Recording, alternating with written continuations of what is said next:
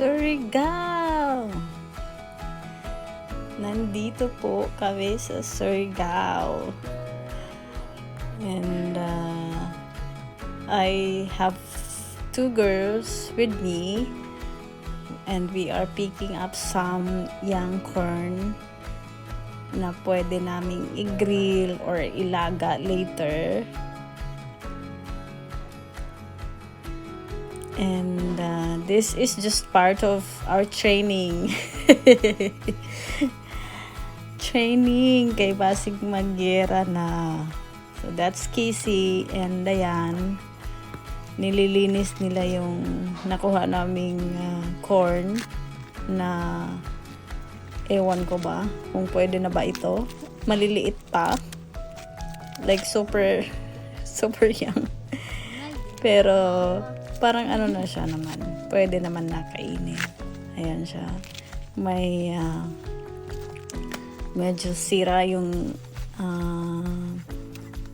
iba. Pero kaya naman. Pwede naman siyang linisin at piliin lang yung okay. And nagmamadali kami dahil ang target talaga namin ay kumuha ng ibang makakain.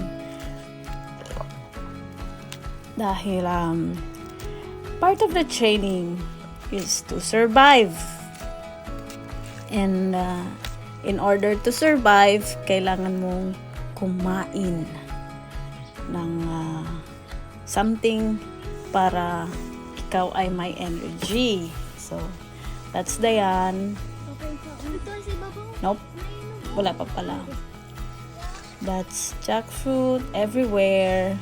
Ang dami guys. Like super dami. Ayan. Another 2. And 2. And 2. And 2. Marami siya talaga. Ganyan. Everywhere. Dito sa aming area. Ayan siya. That's Dayan and Casey again.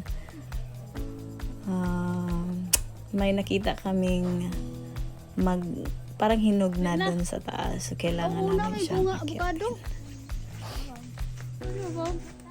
Medyo mataas yung that's avocado. Wala nang bunga. Siguro naunahan kami. That's Dayan. That's Dayan. Si Dayan po ay nakapasa ng kanyang training. That's me, Ngaragna, ang inyong lingkod. Charity Utuhan. And that's the view behind our house. Super nice, super beautiful. Casey and Dayan again. Ito na siya guys. Yung aming corn. Nilinis namin siya. Tapos, ayan. Pwede mo na siyang ilaga. Then later, if it's done, pwede mo siyang lagyan ng milk and sugar or just asin. And pwede na siya. Makaka-survive ka na. Diba? Mabubuhay ka na guys ng ganyan lang. So, dalawa ang aking mali ngayong morning. Dalawang guys ang aking nasabi. Nag-promise ako na hindi na ako mag-guys. And, yan. So, stay safe everyone. Good morning again.